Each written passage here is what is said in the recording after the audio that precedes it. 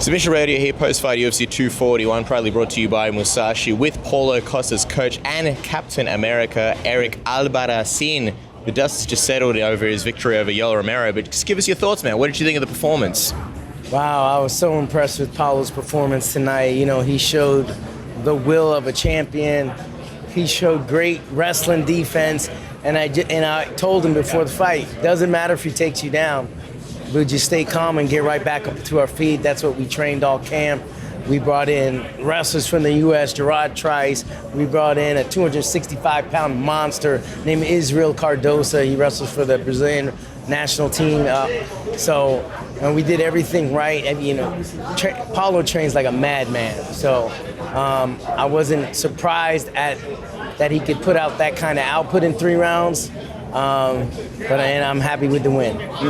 Paulo mentioned there were some eye pokes in the fight. What did you think of that? Do you think it affected what happened? Do you believe it would have finished, could have finished and not gone to a decision if those eye pokes hadn't happened? He said he wasn't seeing very well out of one of his eyes. You know, you never know what's going to happen in a fight. Yoel's a legend. Yoel, to me, was the world champion. I thought he won his last fight. So, you know, it's hard to put away a world champion. So I don't know I can't tell the future if there's going to be a knockout, but I can tell you a prophecy that Paulo the Eraser Costa will be the next middleweight champion. Well, let's talk about that, because he obviously wants to go to Melbourne. You said just before that you're going to be flying to Melbourne as well. I believe you bring in Henry Cejudo as well. The whole gang's going to be there. But as far as sort of, you know, him against Robert Whittaker or Adesanya, who do you think is the better matchup for him? I think that Whittaker's a little bit more complete, but Israel Adesanya surprises me all the time too. So, you know what? I would like Israel, because those guys know how to sell a fight. He's quick on with his words, and I like that. I like Israel. I think he's an awesome striker. He comes from kickboxing. He comes from a great gym, so he'll be ready. You know, I like Whittaker, but Whittaker's he's quiet, and Israel more outspoken, and that makes for a good build-up for a fight. Do you think it's sort of going to be as easy as Paulo's making it out to be? Because he's obviously very confident, and he said to us that he could beat both of them in one night. Do you think these are sort of favourable matchups for him? Or do you think this could be a really tough, sort of grueling fight, like obviously Whittaker had against Romero?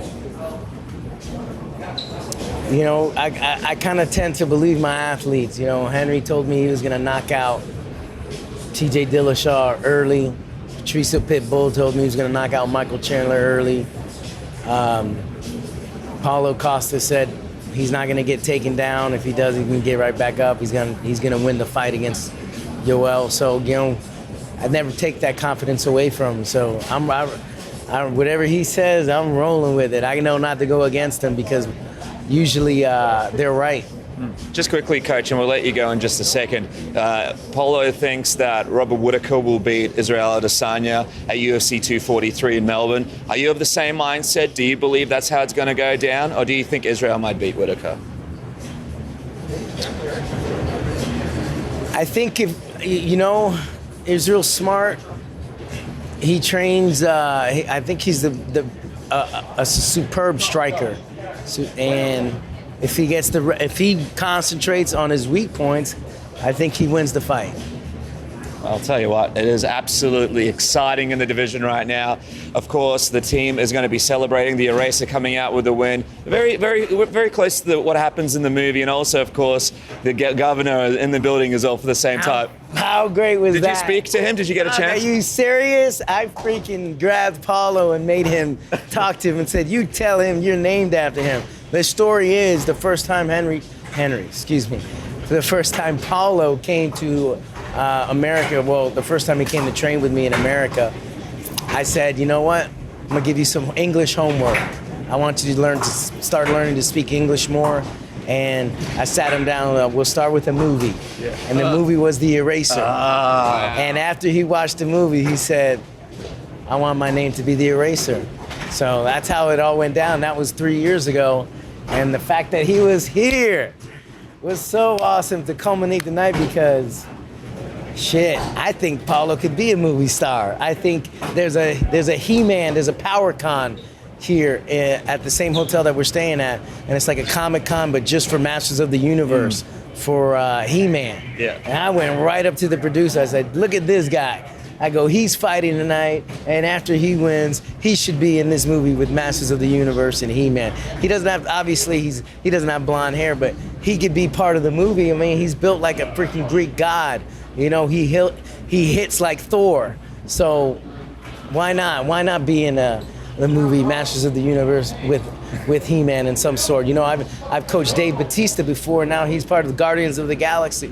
So let's all eat. I think arguably Paulo Costa has a better rig than Dave Bautista, even though Dave Bautista's in phenomenal shape as well. Just curious, as we let you go, why The Eraser? Why is that the movie you chose as his English homework? Was it a conscious decision, or that's just what was on TV that night? That was always Kindergarten Cop, another class.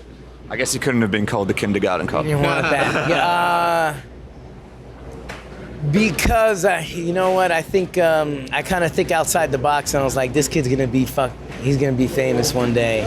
The way he looks, the way he hits, the way he trains, he can transition into, you know, outside of MMA when he's done fighting, or even during. He could be somebody like The Rock. That's why I wanted his English to get better, and I just thought that. On top of that, his name is really Borrachinha, means little rubber, because his brother his brother's name is Borracha, which means rubber, and Borrachinha means little rubber, and they call him Rubber like Gumby, like little Gumby man. I'm like, listen, you don't want to be known as Little Rubber Man, because rubber means condom. You don't want to be known as a guy with the little condom. You want to be known as Magnum. Let's fucking watch this show, The Eraser, because rubber, he said it's kind of like the rubber of a pencil. That's how he explained it. And I was like, well, why don't we use that in the English version? And it also, there's named after a movie. There's a movie called The Eraser. Watch this movie. Without getting into it before he watched it, I didn't give him, this was just my mindset when we were watching it. And after, he's like, he put two and two together. It was like Inception. You know, you lay the seed, it grows into a plant. That's what happened. Well, thank you so much, Coach. You'll be back in UFC 243 in Melbourne. A little bit of a little short. I have Bruno Bulldog Silva, which is another interesting story. Bruno Bulldog was a sparring partner for Henry. I brought him from Brazil 4 years ago. Yeah. He's been Henry's sparring partner for Demetrius 1. He's been in for Wilson Hayes, for TJ, for Marlon Moraes, and he's had to mimic each and every one of these guys and get, you know, take a licking and come back and give his lickings too. And finally, the story is the underdog. Now he's finally in the UFC, and we're going to Melbourne, and we're gonna watch that fight. So watch out for Bruno Bulldog.